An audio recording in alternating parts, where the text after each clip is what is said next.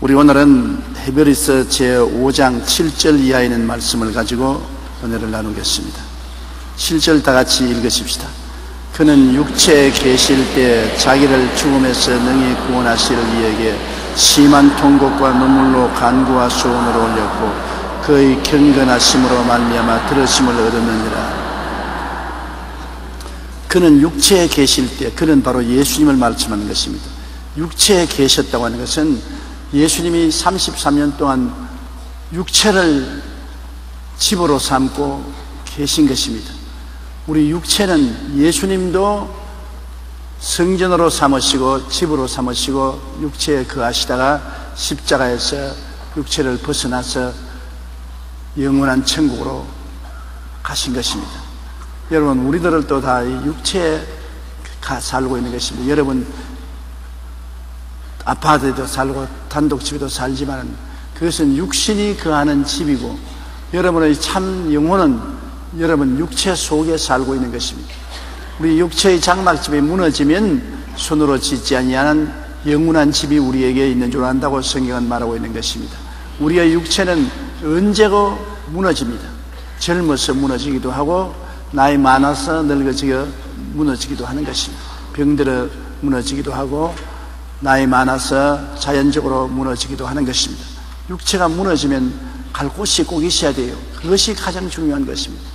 우리 사람이 육체가 무너지고 난 다음 갈 곳이 없으면 버림받은 지옥으로 떨어지는 것입니다. 지옥은 갈 곳이 없는 영혼들이 버림받아 온 것이 지옥인 것입니다. 지옥에도 차별이 있어요.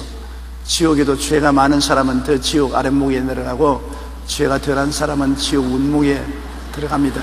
다 같은 지옥이라도 더 극히 고통스러운 것과 좀 덜 고통스러운 것이 있습니다. 천국에도 극히 영화로운 곳에 가시는 분하고 천국 저 입구에 가 계시는 분하고도 차별이 있는 것입니다. 인생에는 자기가 이 땅에서 행한 대로 보응을 받습니다. 천국은 자기 힘으로는 못 가지요. 예수님의 십자가 보배로운 피의 공로를 믿음으로 말미암아 천국은 올라가지만은 천국에서 누리는 영화는 이 땅에서 심은 대로 거두게 되는 것입니다. 천국은 공짜로 올라가지만은 올라간 천국에서 내가 사는 처소는 이 땅에서 내가 이룬 대로 주님을 섬긴 대로 심은 대로 열매를 거두어서 영원히 누리게 되는 것입니다. 그렇기 때문에 예수 믿고 구원받았으면 열심으로 주님 중심으로 섬기며 순종하고 살고 하늘나라 위해서 힘쓰고 애쓰라는 것은 이 땅에서 수고한 것이 장차 천국에서 다 따르기 때문인 것입니다. 수고도 아니하고 아무 노력도 안 했는데 천국의 좋은 자리에 들어갈 수는 없는 것입니다.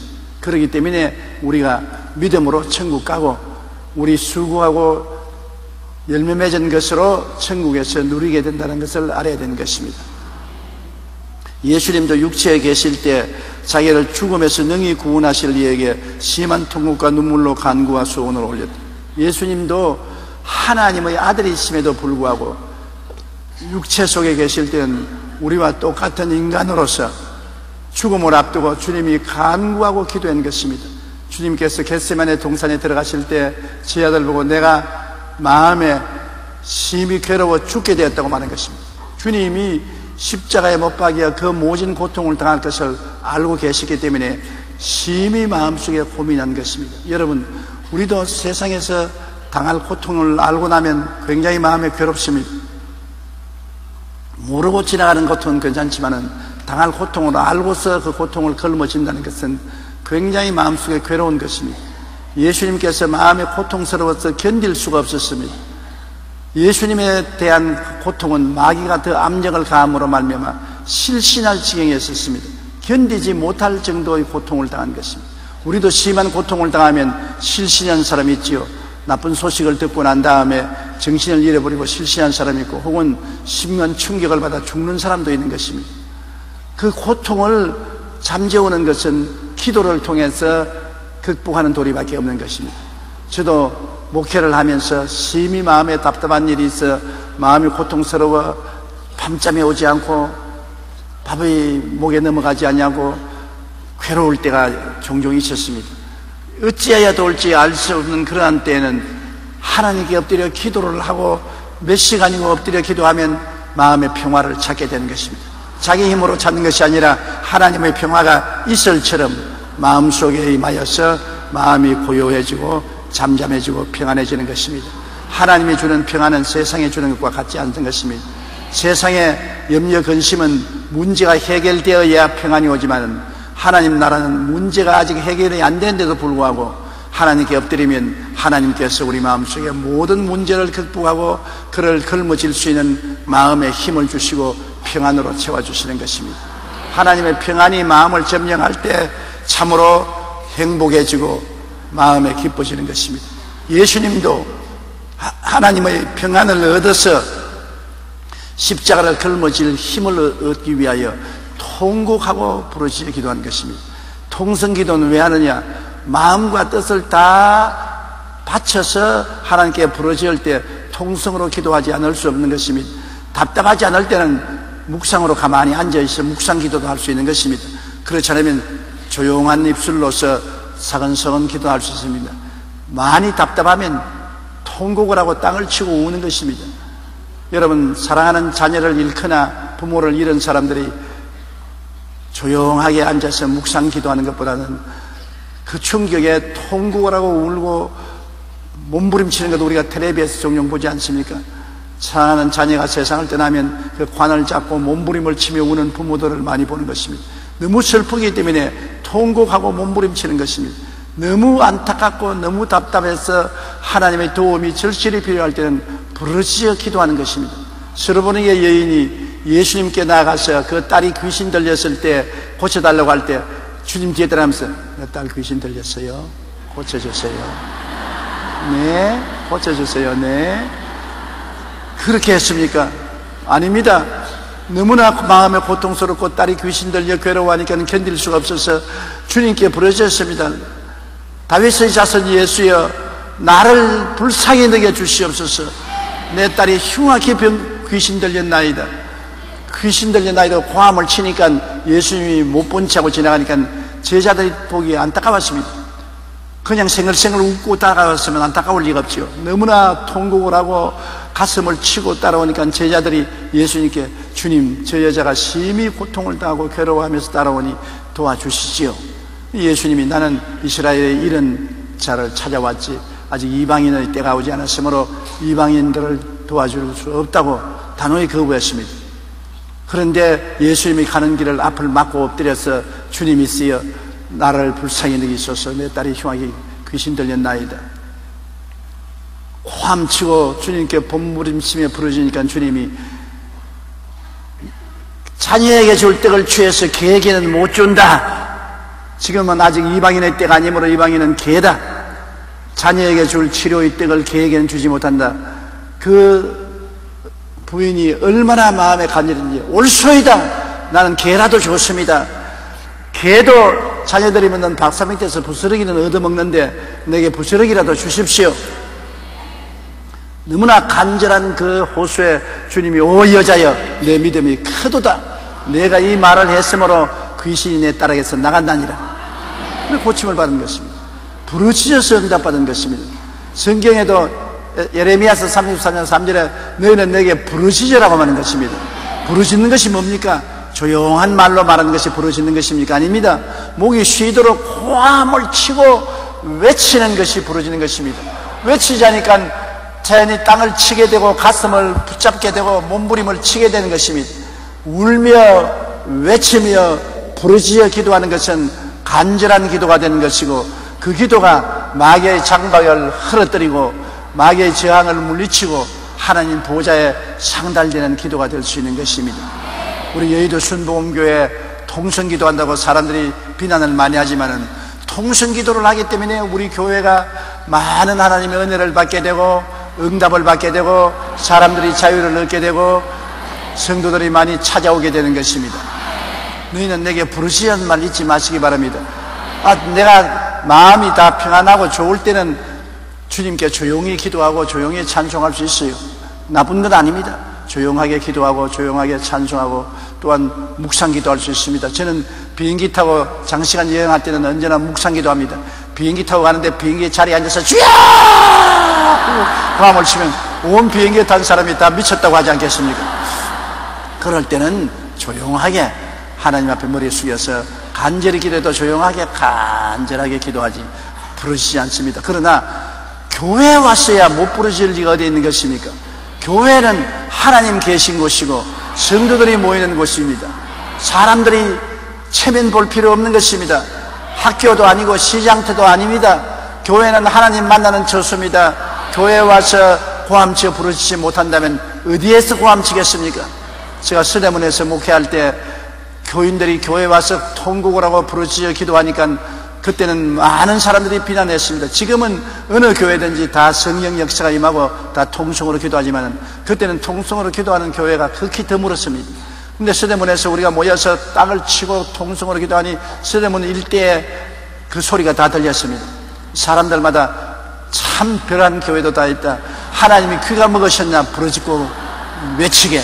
조용하게 기도하면 하나님이 모를 리가 있느냐. 골방에 들어가서 기도하는데 무슨 저렇게 고함을 치느냐. 그래서 제가 늘 대답하기를, 여기에 서대문 우리 교회에 나오는 사람은 답답한 사람이 나옵니다. 전라도나 경상도에서 서울에 살러 와서 집도 없고 절도 없습니다. 직장도 없고 먹을 것도 없습니다. 하루하루 품팔이해서 먹고 사는 사람이 얼마나 마음에 답답하고 한이 맺혀서 그 한을 풀 곳이 없습니다. 판자촌에 가서 부르짖을 수 없습니다. 딱딱 붙은 집에 고함 쳤다가는 이웃의 몰매를 맞을 수밖에 없습니다. 원한을 풀 곳이 없습니다. 그렇기 때문에 어디 가서 부르짖고 웁니까? 하나님 앞에 나와서 교회밖에 부르짖을 때가 어디 있습니까? 교회에 와서 통곡하고 부르짖고 외침으로 마음의 위로를 받고 평안을 얻을 수 있으므로 나는 저들의 울부짖음을 중지시킬 수가 없습니다. 아버지 앞에 나와서 못 부르짖으면 누구에게 부르짖겠습니까? 친정집에 와서 울고 부르짖지 못하면 시집에서 울고 부르짖다가는 몰매를 맞고 쫓겨나지 않겠습니까? 그러므로 내버려 두십시오. 그렇게 늘 제가 변명한 적이 있습니다. 정말이지, 아버지 앞에 나와서 부르짖지 누구에게 부르짖을 수 있는 것입니까? 우리 아버지가 우리를 사랑하고 우리의 모든 호소를 들어줄 수 있기 때문에 아버지에게 부르짖지 길거리에서 부르짖을 수 있습니까? 그러므로 우리 주 예수님도 육체에 계실 때 그를 십자가의 죽음에서 건져주실 아버지 하나님께 심한 통곡과 눈물로 기도했다는 것입니다. 그냥 통곡 아닌 것입니다. 주야, 아버지야, 겟세마네 동산이 쩌렁쩌렁 울리도록 주님께서 심한 통곡을 하고 눈물을 줄줄 흘리고 그의 이마에 땀이 핏방울이 되도록 부르짖어 몸부림친 것입니다. 그래서 하나님이 그 기도를 들으시고 예수님의 마음에 심한 고통과 괴로움을 잠잠케 할 수 있도록 평안을 주시고, 주님께서 나중에는 평안한 마음으로 안나스와 가야바의 뜰에서 신문당하고 빌라도의 뜰에서 신문당하고 매를 맞고 십자가를 짊어지고 갈 수 있는 것은 마음의 힘이 있어서 그런 것입니다. 마음의 힘이 없으면 살아갈 수가 없어요. 육신의 힘도 힘이지만은 마음의 힘이 더 중요한 것입니다. 마음이 불안하고 공포에 떨면 육신의 힘은 아무것도 아닌 것입니다. 육신이 아무리 약해도 마음의 힘이 딱 들어가 있으면 육신의 약한 것을 극복할 수가 있는 것입니다. 우리 예수 믿는 사람은 육신의 힘을 가지고 살지 않고 마음의 힘으로 사는 것입니다. 마음에 무슨 힘이냐? 마음속에 예수님이 와 계시기 때문에 부활하신 예수님을 성령으로 모시고 마음의 힘으로 사는 것입니다. 어려움을 당할 때 기도하고, 주여, 나는 눈에 나무 전가 안 보이고 귀에는 나무 소리 안 들리고 손에는 잡히는 건 없어도 내 마음속에 주님이 계심으로 주님과 함께 삽니다, 믿습니다 하고 나가면 어떠한 흑암도 물리치고 살아갈 수 있는 것입니다. 마음의 힘, 이것이 진짜 힘인 것입니다. 마음의 능력, 이것이 진짜 능력이지요. 내가 마음에 할 수 있다, 하면 된다, 해보자, 마음의 긍정적이고 적극적이고 창조적인 믿음을 가지고 환경을 극복하고 나가면 모든 것을 해치고 승리할 수가 있는 것입니다. 성경에는 사람의 마음은 그 병을 능히 이기거니와 심령이 상하면 누가 저를 일으키겠느냐. 마음은 육신의 병도 이깁니다. 육신의 병이 아무리 와도 나는 예수 이름으로 낫는다, 나는 예수 이름으로 이긴다, 나는 예수 이름으로 병을 물리친다, 확고한 믿음으로 마음의 꿈을 가지고 믿음을 가지고 저항하면 승리할 수 있는 것입니다. 어떠한 가난과 역경이 다가와도 마음으로 낙심하지 아니하고 주님을 의지하고 주께서 나를 돕는 자신이 내가 두려워 아니하겠노라. 사람이 내게 어찌하리요. 예수님을 의지하고 나가면 역경과 어려움도 이겨낼 수가 있는 것입니다. 사람은 육신의 사람이 있고 심령의 사람이 있는데 세상 사람들은 육신의 사람으로 살기 때문에 육신의 환경에 사방을 우겨 쌓이면 박살이 나고 마는 것입니다. 우리는 사방으로 우겨 쌓여도 쌓이지 않은 것은 마음의 힘으로 살기 때문인 것입니다. 이 마음에 지극히 크신 하나님이 계심으로 사방으로 우겨 쌓여도 마음의 하나님을 의지하고 쌓이지 아니하고 답답한 일을 당해도 마음의 하나님을 의지함으로 낙심하지 아니하고 핍박을 받아도 마음의 하나님을 꽉 의지함으로 하나님과 함께 삶으로 버림받지 아니하고 끄꾸러져서 망하더라도 마음에 안 망하니까 다시 불사조처럼 일어날 수 있게 되는 것입니다. 그러므로 마음에 우리 믿음을 가진다는 것이 얼마나 큰 보화요 보배로운 것인지 모릅니다. 예수님도 마음의 죽음을 이길 힘을 얻기 위해서 통곡으로 기도했기 때문에 여러분 항상 기도하십시오.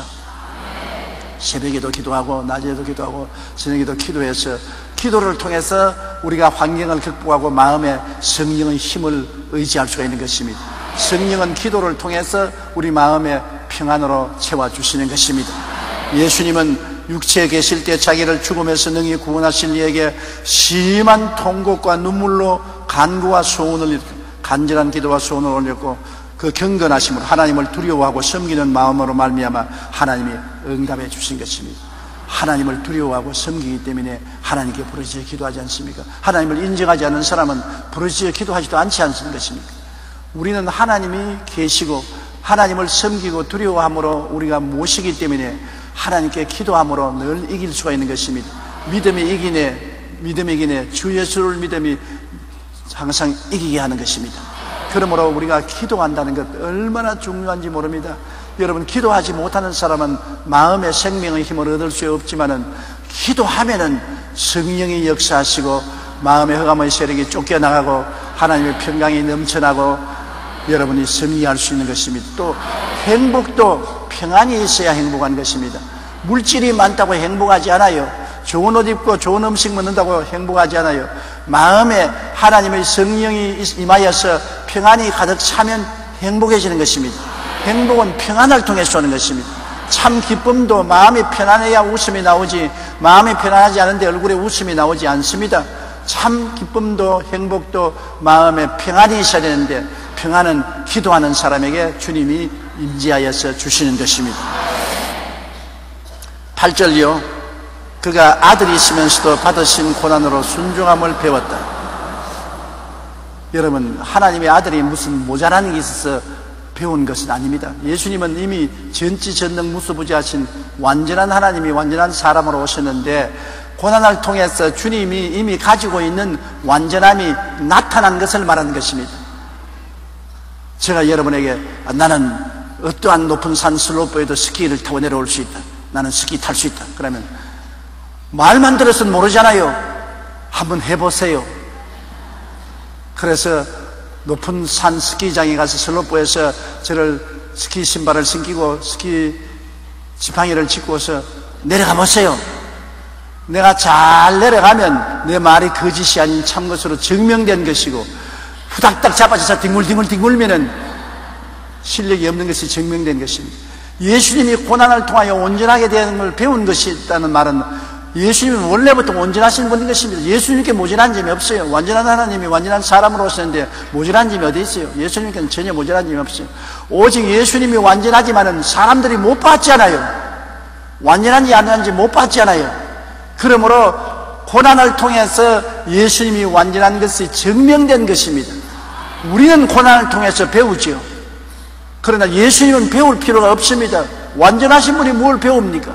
고난을 통해서 예수님이 완전한 것이 증명되었죠. 여러분, 우리는 고난을 통해야 배울 수 있는 것입니다. 자식들 과보호하는 사람들, 자식들에게 온갖 고생을 안 시키려고 과보호하면 자식들이 망하는입니다. 왜냐하면 고난을 당해야 좌절하고 낙심한 것을 통해서 배우는 것입니다. 사람이란 넘어져야 일어날 줄을 배우는 것입니다. 안 넘어진 사람은 일어난 것을 배우지 못합니다. 자식들이 너무 과보호하지 말고 고난을 당하도록 내버려 둬야 되는 것입니다. 자기가 시험 문제도 해결해보고 과외 선생이 다 해결해 주지 말고 자기 힘으로 풀어보고 낙제도 해보고 점수도 못 받아보고 어려움도 당하고 그런 시련과 고난을 통해서 자기 스스로가 성장하고 자라고 배우게 되는 것입니다. 그러므로 고난은 우리의 일생에 좋은 선생이 되는 것입니다. 우리 예수 믿는 사람도 신앙생활을 시작했을 때 고난을 당해야 기도하게 되고 응답받게 되고 신앙이 자라게 되고 체험하게 되는 것입니다. 체험이란 고난을 통해야 체험하게 되지, 고난을 안 당하면 체험할 수가 없습니다. 체험 안 당하니까 신앙이 안 자라죠. 그러므로 고난은, 예수님께 다가온 고난은 예수님이 무슨 모자라서 배울 것이 아니라 예수님은 이미 완전한 것이 고난을 통해서 나타난 것입니다. 실력이 나타난 것입니다. 무거운 물건을 드는데 예수님은 이미 힘이 있기 때문에 힘이 있는지 없는지 알려주기 위해서 끄덕 들죠. 우리는 들다가 자빠지고 절다가 놓습니다. 그러면 어떻게 합니까? 자꾸 매일마다 열심히 들어서 육체 근육에 힘이 들어서 나중에는 들 수 있게 되는 것입니다. 우리는 드는 것을 배우는 것이고 예수님은 이미 들 힘이 있는 것이 증명되는 것입니다. 예수님이 뭘 모자라서 배운다고 생각하면 큰 오해입니다. 예수님은 완전한 하나님이 완전한 사람으로 오시기 때문에 모자란 점이 전혀 없습니다. 완전하지요. 그러나 고난을 통해서 온 인류 앞에서 예수님은 능력 있는 분이신 것이 증명된 것입니다. 그가 아들이면서도 받으신 고난으로 순종함을 배웠다는 것은 증명되었다는 것입니다. 예수님이 무슨 순종이 없어서 배운 것입니다. 우리는 고난을 통해서 넘어지고 자빠지고 불순종하고 그래서 상처를 입고 난 다음 야, 순종하는 것이 불순종하고 얻어맞는 것보다 낫다는 것을 배우게 되는 것입니다. 강아지도 그렇잖아요. 부뚜막에 올라가지 말라고 하는데 자꾸 올라가면 때려야, 얻어맞아야 아이고 안 올라가는 게 낫다, 올라가다가 얻어맞는 것보다 안 올라가는 것이 낫다, 순종함을 배우는 것입니다. 고난을 통해서 얻어맞아야 배우는 것입니다. 어린아이도 자꾸 불을 켜놓으면 불을 자꾸 손으로 잡는데 과부에서 잡지 마라 하면 평생에 뜨거운 것이 뭔지 모릅니다. 불을 자꾸 잡으려고 하면 잡도록 내버려 놔요. 지가 잡으면 너무 뜨거워가지고서 나중에 불만 오면 안 간다고 합니다. 고난을 통해서 배우는 것입니다. 고난을 안 통하면 배우지를 못해요. 그렇기 때문에 우리는 고난을 통해서 순종함을 배우는 것입니다. 야, 순종하는 것이 훨씬 낫더라, 순종 안 하고 매 맞고 고통당하는 것보다 훨씬 낫다, 그것을 배우게 되는 것입니다. 우리가 공항지에 가면은 들어가지 말라고 철책을 쳐놨잖아요. 왜 철책을 쳐놨느냐? 까짓거 나는 철책 같은 거 필요 없다고 뛰어넘어갔다가 벼락에 뒹굴어가지고서 붕대 투성이가 되고 병원에 다리가 부러져서 입원해봐야 그 다음부터 철책 오면 어이구 저 건너가지 말아야지, 저 큰일 난다고. 고난을 통해서 배우게 되는 것입니다.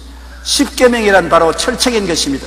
이 십계명을 뛰어넘으면 고통을 당하는 것을 깨달아 알므로 나중에 십계명을 지키는 것입니다. 내 앞에 다른 신을 두지 말라, 우상에 절하지 말라, 하나님의 이름을 망령되이 부르지 말라, 안식일을 거룩히 지켜라. 이것을 어겨보니까 기도가 안 나오고 하나님이 응답도 안 하고 하나님이 진노하시고 하나님이 채찍을 때림으로 야, 하나님하고 동행하고 복 받으려면 하나님과의 4계명을 지켜야 된다. 그리고 6계명도 내 부모를 공경하라. 부모를 공경하면 세상에서 잘되고 장수한다고 했는데 부모 공경해 보니까 세상에서 잘되고 장수하고 부모를 거역하면 세상에 사는 일도 안 되고 병들고 빨리 죽는다. 그런 체험을 통해서 부모를 공경하게 되고, 그래서 계명도 전부 다 철책과 같아서 안 지켜보면 손해가 나기 때문에 나중에 지키는 것을 배우게 되는 것입니다. 9절요.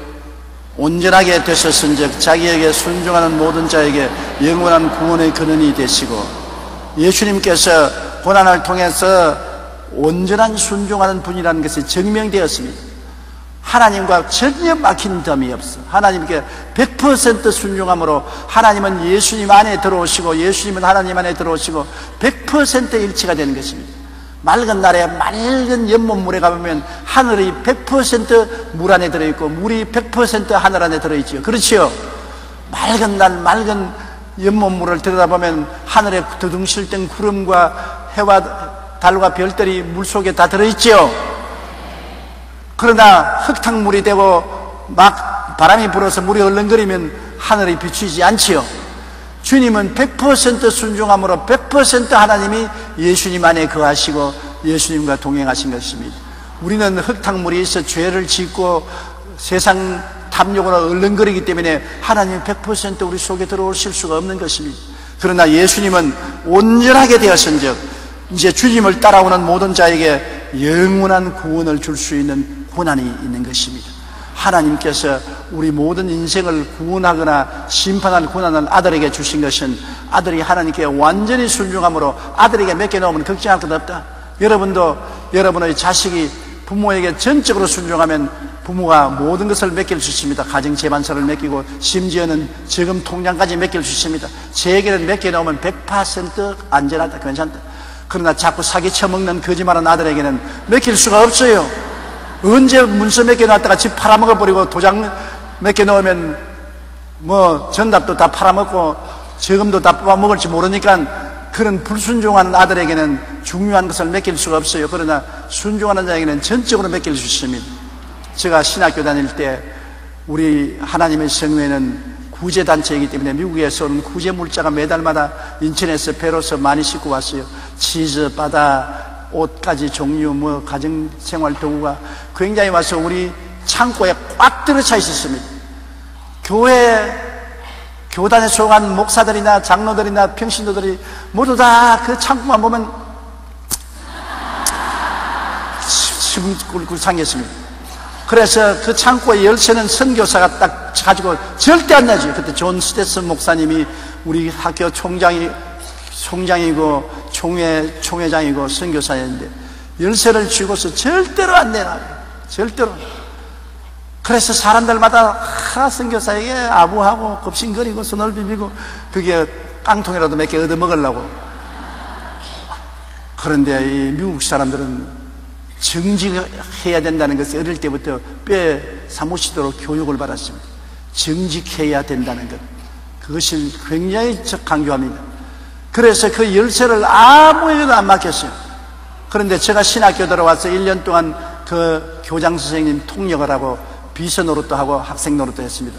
1년이 지나고 난 다음 그 열쇠를 내게 맡기는 겁니다. 조 목사는 이 열쇠를 가지고서 이 모든 물자를 관리하라. 아니, 나를 어떻게 믿고 열쇠를 맡깁니까? 내가 1년 동안 지나보니까 자네는 믿을 수가 있다. 자네는 거짓말 하지 않고 절대로 내 말에 복종하고 순종하는 사람인 것을 내가 알았기 때문에 열쇠를 맡깁니다. 그 다음부터 내가 열쇠를 찾죠. 아따, 조그마한 학생을 보고 목사님들이 와서 절을 하고 교수님들이 나에게 짜장면 대접을 다 해주고 굉장한 대우를 받았습니다. 그래서 눈 한 번만 감고 한 트럭만 씻고 나가자. 밤에 창고만 열면 한 트럭만 씻고 나가면 우리 박치는 것이니까 나도 먹고 너도 좀 나눠줄 테니까 팔자 한번 고치자. 제가 절대로 열쇠를 안 주거든. 나는 죽어도 안 줍니다. 나중에 나를 모함해가지고서 경찰에 잡혀 들어가서 감옥살이까지 만들었습니다. 그래도 내가 열쇠 안 내놓았죠. 그래 놓으니까 나중에 미국 하나님의 성회 본부에서 임원들이 누구를 믿을 수 없어도 조용기는 믿을 수가 있다. 그때 총회에서 문제가 생겨서 저를 총회에서 쫓아내려고 할 때 미국의 선교 부장인 호간 박사라는 분이 그런 말을 한 것을 내가 지금도 기억합니다. 누가 뭐라고 해도 나는 조용기는 믿는다. 다른 사람이 무슨 말로 모함을 하더라도 나는 조용기는 믿는다. 나는 그 말에 지금도 굉장히 감동을 느끼고 있는 것입니다. 사람이 인생에 살면서 정직과 성실과 근면 세 가지가 있어야 성공하는 것입니다. 정직하고 성실하고 부지런하면 못 살 사람이 없는 것입니다. 남 좀 속여 먹는다고 뭘 두려울 게 있는데 속이면은 한 번 속이면 속임을 당한 사람은 다음에는 안 속는 것입니다.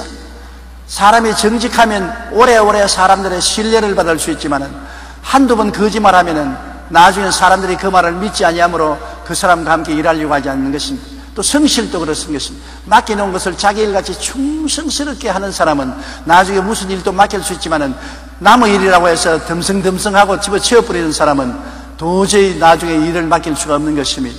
또 부지런하면 여러분 아침부터 저녁까지 열심히 일하는 거 땀 흘리는 사람은 먹고 살게 되는 것입니다. 성경에는 사람은 이마에 땀을 흘려야 먹고 살겠다고 말하는 것입니다. 땀을 흘리지 않고는 잘 먹고 살 수가 없어요. 땀을 흘려야 돼요. 그렇기 때문에 우리 자녀 교육할 때 정직하고 성실하고 근면해라. 이거 꼭 가르쳐야 되고 물론 충성심도 가르쳐야 되는 것입니다.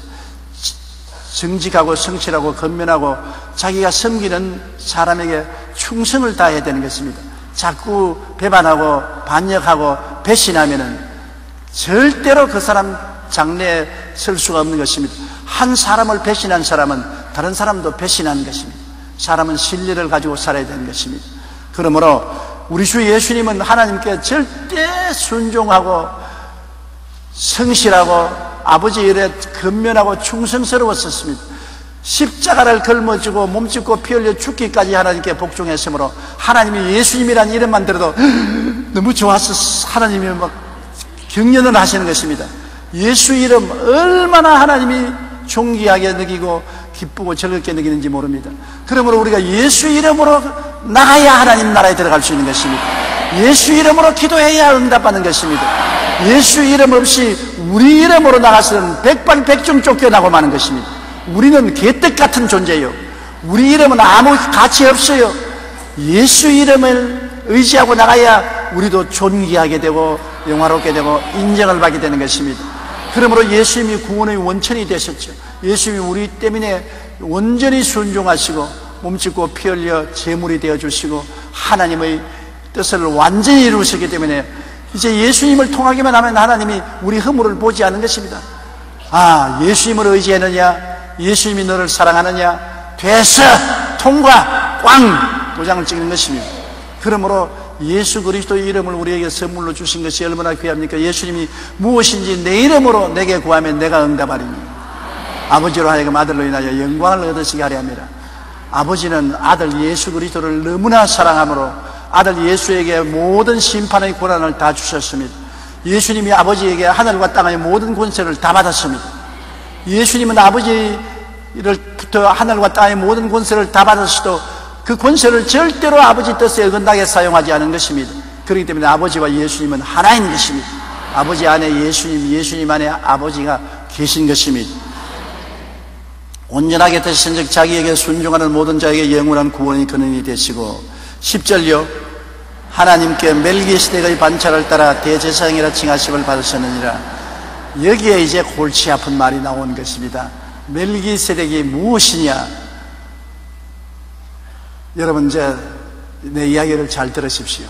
유대인들은 12지파 중에 레위 지파만이 하나님을 성전에서 섬기는 권한이 있고 다른 지파는 성전 근처에 섬기려 왔다가는 맞아 죽습니다.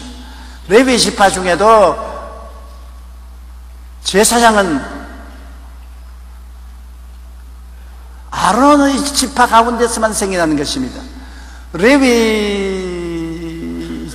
레위라는 12아들 중에 한 아들의 자손들이 레위 지파가 되는데 레위 지파 중에서도 레위 사람 아론을 하나님이 택하여서 제사장과 대제사장으로 사셨습니다. 아론의 자손 중에 맏아들이 대제사장이고 다른 아들은 제사장이 되는 것입니다. 대제사장과 제사장들만이 하나님 성소에서 제물을 드리고 백성들을 위해서 기도해주고 죄사함을 받게 해주고 하나님께 간구하고 하나님을 대면해서 백성들을 축복하는 하나님과 사람 사이의 중보가 되는 것입니다. 그러므로 레위 지파들은 성전에서 성전 기명을 다 정리하고 옮기고 조정하는 일을 하시고 그게 아론의 제사장 집안 식구들은 중보의 역할을 하는 것입니다. 하나님과 이스라엘 백성 사이에 중보가 되어서 아론의 제사 직분을 통하지 않고는 하나님 앞에 나가서 제물 드릴 수도 없어요. 오늘날 유대인이 아닌 우리들은 누구가 우리의 중보가 되시는 것입니까? 예수님이 우리의 중보가 된다면 유대인들이 고함을 칩니다.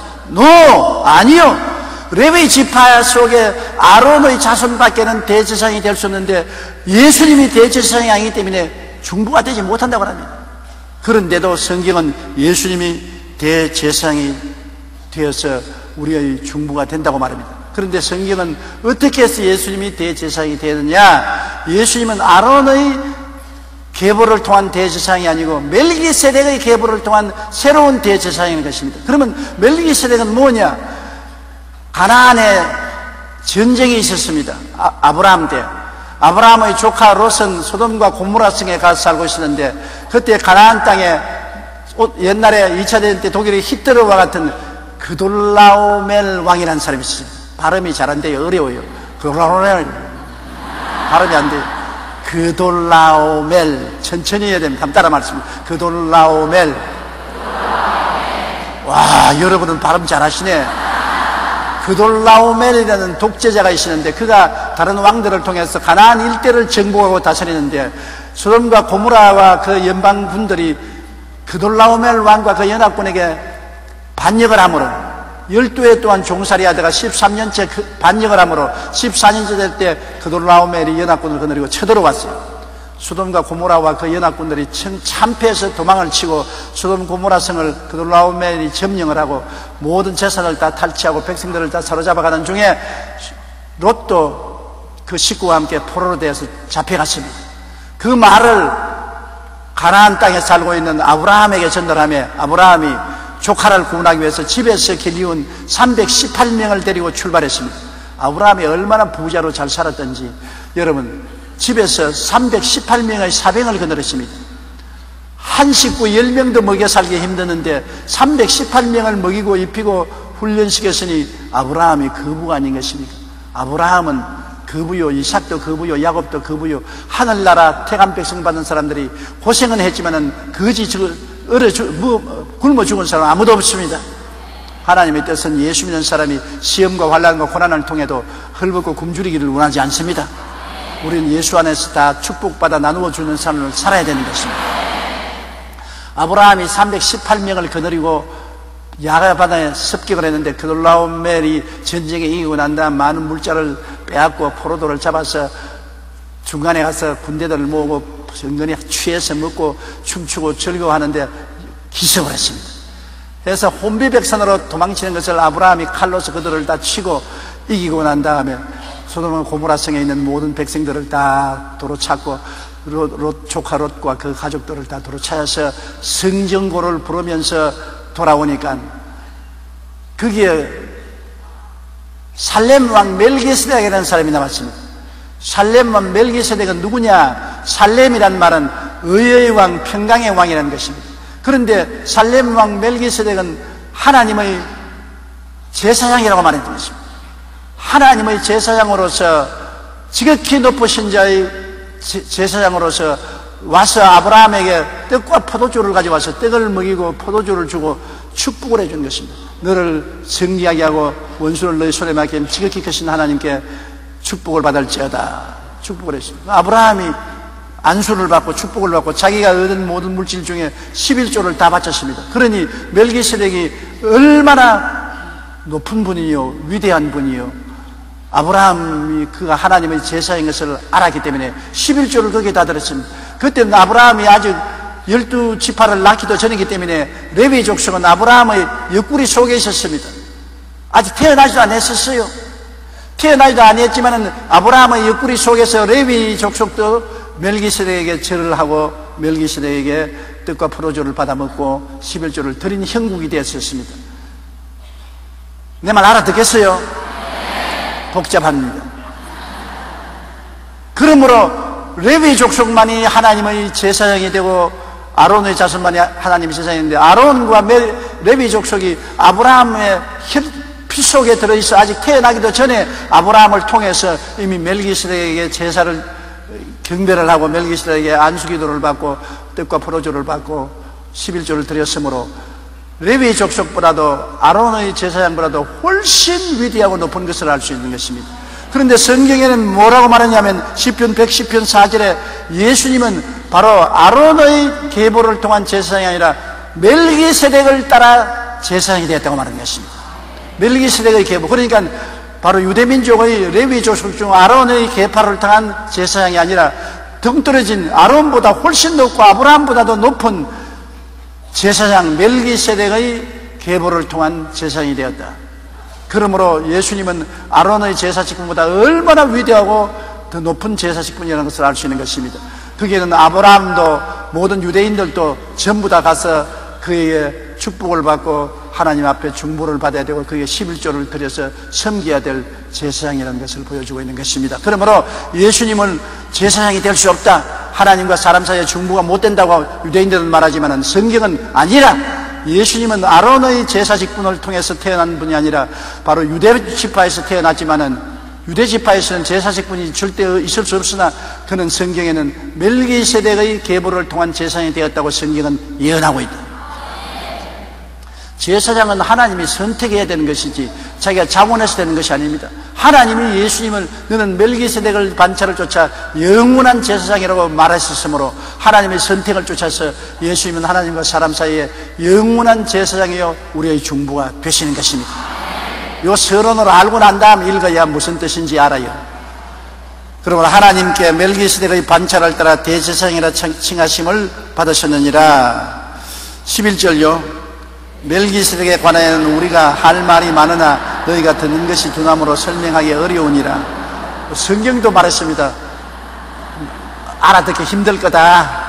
왜 유대인들은 우리는 절대로 아론의 제사직분 이외에 다른 제사직분은 받아들일 수 없습니다. 예수님은 유다 지파에서 태어났으므로 유다 지파 사람들은 제사장이 못 돼요. 안 돼요. 절대 안 돼요. 안 믿을래요. 안 믿을래요. 안 믿을래요. 안 알아들으려고 마음을 닫아놓았어요. 그러나 예수님은 아론의 지파가 아니라 아론보다 더 높은 아브라함이 11조를 드린 가나안에 끝도 밑도 없어 조상도 없고 태어난 날짜도 없고 죽은 날짜도 없는 살렘 왕, 의의 왕, 평강의 왕이었던 멜기세덱의 반차를 쫓아 대제사장이 되었다고 기록했으니 예수님은 바로 멜기세덱의 반차를 쫓아는 위대한 대제사장이 아론의 제사식보다 높다. 그렇게 말을 해도 못 깨달아요. 그게 무슨 말이 그런 말이느냐. 분명히 성경에 기록해도 눈이 어두워서 못 보고 귀가 둔해서 못 알아들으니까 성경에도 아이고 답답해라 답답해라 할 말이 많으나 너희가 듣는 것이 두나무로 설명하기 어렵다. 성경께서도 설명하기 어렵다 하니 우리가 설명하기 얼마나 어렵겠습니까? 여러분 알아들었지요? 그렇게 우리 교인들은 머리가 좋다고 깨닫는다고. 신앙이 있으니까 깨닫지 성경을 공부하지 않고 신앙이 없는 사람은 무슨 말인지 전혀 못 알아들어요. 오늘 여러분 깨닫는 거 보니까 나도 마음이 기쁘고 좋습니다. 하나님 성령께서도 얼마나 기뻐하시겠죠. 12절요. 때가 오래되었으므로 너희가 마땅히 선생이 되었을 때인데 너희가 다시 하나님의 말씀의 초보에 대하여 누구에서 가르침을 받아야 할 처지이니 단단한 음식은 못 먹고 젖이나 먹어야 할 자가 되었느니라. 멜기세덱을 모르는 사람은 단단한 음식을 못 먹고 젖만 먹는 사람이라는 것입니다. 멜기세덱 좀 해석할 수 있으면 성경을 꽤 읽고 성경을 꽤 깨달아 알은 사람은 멜기세덱이 누구라면 아브라함조차도 11조를 바친 하나님이 세운 평강의 왕, 또 정의의 의로운 왕, 영원한 하나님의 제사장으로 계신 그분이 바로 멜기세덱이라는 것을 깨달아 아면 단단한 음식을 먹을 수 있는 잘한 신자 아니겠습니까? 그러나 멜기세덱인지 볼기세덱인지 내가 알 테기 뭐야 무슨 말인지 모르겠다 하면 너는 죽이나 먹고 단단한 음식을 못 먹으면 잘하지 못한 신자라고 성경이 그렇게 말하고 있는 것입니다.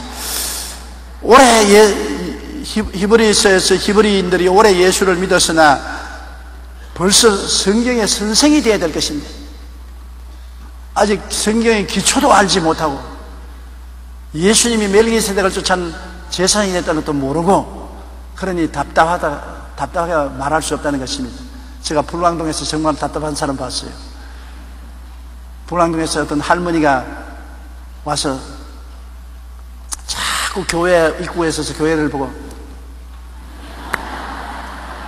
절을 하고 있어요. 그래서 할머니 뭐합니까? 그러니까 아이고 우리 아들이 폐병에 걸려서 낳아달라고 지금 하느님께 기도드린다고 했어요. 이건 절간이 아닙니다. 절간에서 붙여보고 일하는 것처럼 하지 말고 예수를 믿고 구원을 받아서 예수 이름으로 하나님께 기도해야 되는 것입니다. 예수님은 갈보리 십자가에 못 박여서 몸 찢고 피 흘려서 할머니 죄를 위해서 아들의 죄를 위해서 죽으셨기 때문에 갈보리 십자가에 못 박인 예수님을 믿고 구원을 받아야 예수 이름으로 기도하면 하나님 응답해 줍니다. 그렇게 말했습니다. 그러니까 고개를 끄덕끄덕해요. 알아들은 줄 알고 내가 안수 기도를 해주고 그 이전 아침 새벽 기도 가니까 새벽에 재단에 와서 가만히 왜 앉아서 자꾸 무슨 말을 중얼거려요. 근데 옆에 앉아 보니까 갈보리 갈보리 갈보리 답답해 답답해 답답해 갈보리 갈보리 갈보리 그러다면 하나님 봄보리는 알겠는데 갈보리가 뭔지 모르겠습니다. 그런데 내가 할머니 아이고 놀래라. 아니 갈보리가 봄보리가 뭡니까? 어제 목사님이 날 보고 갈보리를 믿으라 하는데 우리나라에는 봄보리밖에 없는데 갈보리를 믿으라 하니까 내가 몰라서 답답해 답답해 답답해 갈보리. 하나님 봄보리는 있는데 갈보리는 없는데 어떻게 합니까? 그랬다 그랬어.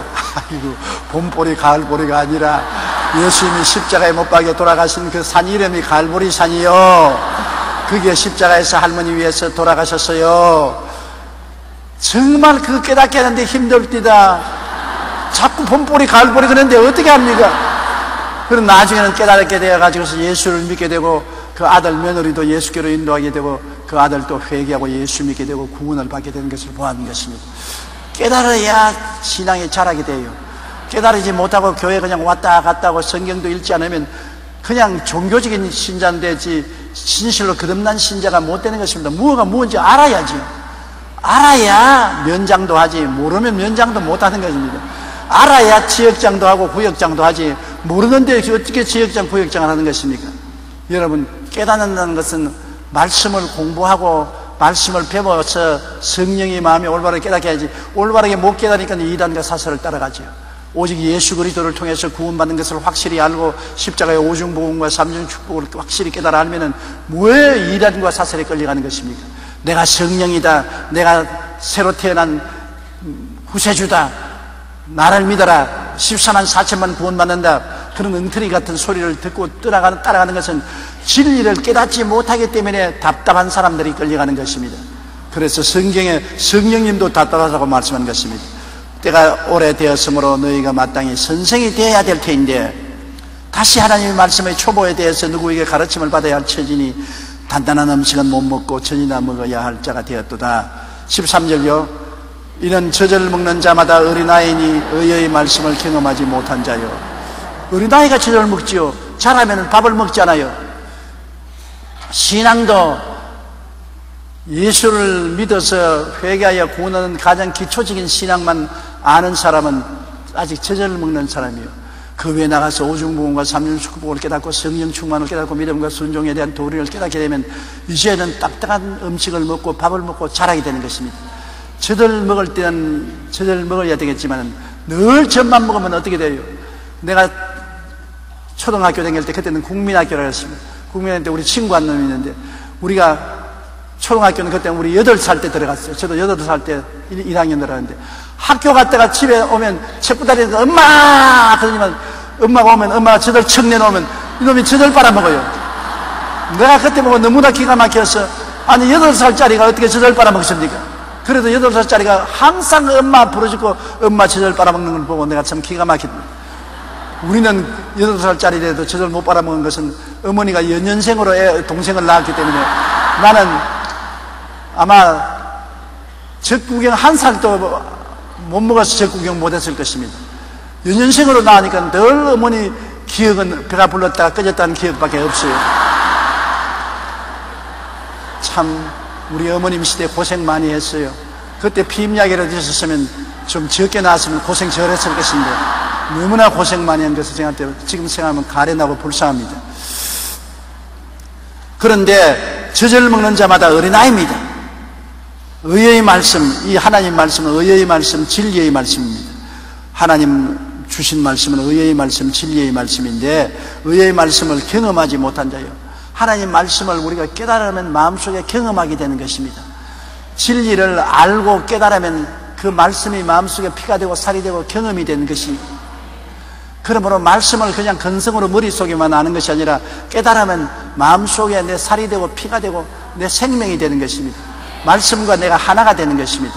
그러므로 의의 말씀을 경험해야 되는 것입니다. 14절요. 단단한 음식은 장성한 자의 것이니 그들은 지각을 사용함으로 연단을 받아 선악을 분별하는 자들이니라. 단단한 음식, 하나님의 깊은 진리의 말씀은 장성한 자의 것이니 그들은 지각을 사용함으로, 지각이란 성령으로 깨달음을 말하는 것입니다. 지각은 깨닫는 감각이란 말인 것입니다. 아무리 들어도 무슨 말인지 못 알아들으면 지각이 없는 사람이요, 깨달으면 지각이 있는 사람인 것입니다.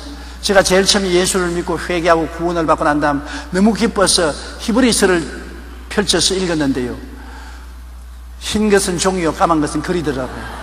무슨 말인지 한마디도 모르겠더라고요. 세상에 예수 처음 믿고 난 다음에 로마서를 들춰봐도 무슨 말인지 모르겠고, 히브리서를 들춰봐도 모르겠고, 구약은 진짜로 정말 모르겠어요.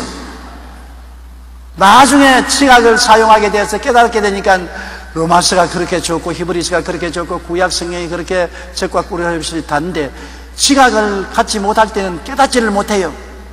오늘날도 여러분이 성령을 받아서 지각을 갖게 되면 말씀을 듣고 읽을 때 아멘으로 깨달아야 되는 것입니다. 설교를 할 때 여러분 들어서 여러분 마음속에 그렇지, 맞았어. 그러면 깨달은 사람인데 설교를 듣다 몰라. 그럼 깨닫지 못한 사람인 것입니다. 설교를 들을 때 그래 맞았어. 그 말이 참말이야. 그러면 내 살이 되고 피가 되는데 몰라. 무슨 말인지 몰라. 그럼 내 살이 되고 피가 안 되고 교회에 와서 다 말씀을 흩뜨게 되는 것입니다. 지각을 가지고 깨닫게 되어야 되는 것입니다. 그런데 장성한 자는 지각을 가지고 연단을 받아서 선악을 분별하는 것은 하나님의 뜻이 무엇인지 깨닫는 것입니다. 뭐 좋고 나쁜 것을 깨닫는 것이 아니라 선악이라는 것은 하나님의 뜻을 깨닫는 것은 선이고 하나님의 뜻을 반대하는 것은 악이기 때문에 하나님의 뜻이 무엇인지 성경을 통해서 깨닫게 된다. 성경을 보면서 맞았어. 이것이 하나님의 뜻이야. 이것이 하나님이 원하시는 것이야. 이것이 하나님 기쁘게 하는 것이에요. 그래서 내 삶 속에 이 하나님 뜻대로 해야지 선악을 분별할 줄 압니다. 그러나 성경을 읽어도 그냥 소설처럼 읽어서 그저 이게 무슨 말인지도 모르고서 그냥 줄줄 읽어 내려가면 선악을 깨닫지 못합니다. 성경을 읽으면 하나님의 선하신 뜻이 무엇인지 깨달아 알아야 되고 하나님의 뜻이 아닌 것이 악인 것인데 악이 무엇인지 깨달아 알아야 되는 것입니다. 이 지각을 얻어서 점점 마음이 연단을 받는다는 것은 경험을 얻는다는 것입니다. 마음의 지각을 얻어서 성경을 읽고 깨닫는 경험을 얻어서 선악을 깨달아 하는 것이 참 좋습니다. 아담과 하와는 지각이 없고 연단을 받지 못해서 선악과를 분별하지 못하고 따먹었습니다. 분별을 못하고 따먹었으니까 망했죠. 분별을 하고 따먹었으면 안 망했죠. 우리 한국 사람 같으면 절대로 안 먹습니다. 선악과를 따먹으라고 꾀는 뱀을 잡아 먹어버리는 걱정할 것 없잖아요. 우리 한국 사람만 지금 뱀 좋아하는 사람 어디 있습니까? 참 아담과 하와에 있던 에덴 동산에 뱀도 채수가 좋아요. 한국 사람 만났으면 절단 강산 날 걸 가지고 있어요. 분별을 하면은 우리가 하나님의 뜻을 깨달아 알고 선을 택하고 악을 택하지 않는데 분별을 못하기 때문에 악한 것에 끌려 들어가는 것입니다. 분별도 연단을 받는다는 것은 경험을 자꾸 해야 돼요. 하나님 말씀을 읽고 자꾸 경험을 하면은 판단이 돼요. 경험을 못하면 이것인지 저것인지 잘 몰라요. 경험을 하면 판단을 하고 깨닫게 되는 것입니다. 6장 1절 우리 읽으십시다. 그러므로 우리가 그리스도의 초보를 버리고 죽은 행실을 회개함과 하나님께 대한 신앙과 우리 예수 믿는 신앙의 초보가 뭐냐? 초보는 회개하라. 이 초보인 것입니다. 회개하라. 천국에 가까웠다. 회개 안 하고 예수 못 믿지요. 회개하는 것이 신앙의 초보고 그 다음 예수를 구주로 믿는 것이 초보에 들어가는 길인 것입니다. 회개하고 예수 그리스도를 믿고 그 다음 2절요. 침례들과 안수와 죽은 자의 부활과 영원한 심판에 관한 교훈의 틀을 다시 닦지 말고 완전한 대로 나아갈지어다. 가장 근본적인 신앙 아닙니까? 회개하고 예수님을 믿고 그 다음에는 물로 침례받고 그 다음에는 우리가 축복받기 위해서 성령 받기 위해서 안수받고 그 다음에는 죽은 자는 부활해서 믿지 않은 자는 심판을 받고 믿는 자는 천국에 들어간다. 가장 기초적인 신앙인 것입니다. 이 기초를 까먹고 난 다음 또 닦고 까먹고 난 다음 또 닦고 하지 말고 이거는 이미 졸업장 탔으니까 앞으로 쑥 나가야 되는 것입니다. 여러분 회개하고 예수 믿어라. 가장 기초인 것입니다. 그 다음에 물세례 받고 물침례 받고 그 다음에 안수기도 받고 성령 받고 믿는 자는 영원한 천국에 들어가고 안 믿는 자는 영원한 불못에 들어간다. 이거는 예수 믿는 사람 가장 초보적인 신앙으로 다 알아야 될 것입니다. 이걸 모르면 신앙이 되지 않아요. 기초가 되지 않아요. 이 초보를 아는 사람들은 그 다음에 믿음과 순종과 이제 오중범과 삼중 축복과 또 창조적인 신앙인 사중 신앙의 법칙과 이런 깊은 있는 신앙으로 자꾸 들어가야 되는 것입니다. 성경이 여러분을 더 깊이 신앙을 깨닫게 만들어주는 것입니다. 우리는 신앙은 자꾸 자라야 돼요. 말씀을 통해서 깨달아지고 자꾸 자라야 돼요. 3절요. 하나님께서 허락하시면 우리가 이것을 하리라. 하나님이 우리 잘하는 것을 보아서 점점 깊은 진리를 깨닫게 해주는 것입니다. 정도가 안 되는데 깨닫게 해주려고 해도 못 깨달으니까 자람에 따라서 깨닫게 해주는 것입니다. 여러분 어린아이도 자라는 거 보세요. 어린아이가 제일 처음에 여러분을 보면 뭐라고 하냐면 애기하다라는 할머니는 할미라고 말하지요. 할아버지는 할비. 할머니란 말이 안 나와요. 입이 안 돌아갔어요. 할머니 할미, 할아버지 할비. 답답하다 답답해. 왜 너기에는 할머니가 할미로 들리느냐, 할아버지가 왜 할비로 들리느냐. 그러나 어린아이는 깨닫지 못하기 때문에 그렇게 들리는 것입니다. 그러나 애 자라는 거 보면 기가 막혀요. 나중에는 할미가 할머니가 되고 할비가 할아버지가 되어서 똑똑히 할머니 할아버지 그렇게 말하게 되면 참 놀랍게 자라는데 귀하기가 짝이 없어요. 그렇지 우리 신앙도 한 가지인 것입니다. 신앙도 할미 할비 하던 사람이 할머니 할아버지라고 깨달아지게 되는 것은 자라는 것입니다. 신앙도 그렇게 자라는 사람에게 하나님이 자꾸 더 진리를 주시지, 못 자라는 사람에게 더 진리를 줄 수가 없는 것입니다. 그렇기 때문에 신앙은 항상 우리가 말씀을 묵상하고 기도함으로 자라게 되어야 되는 것입니다.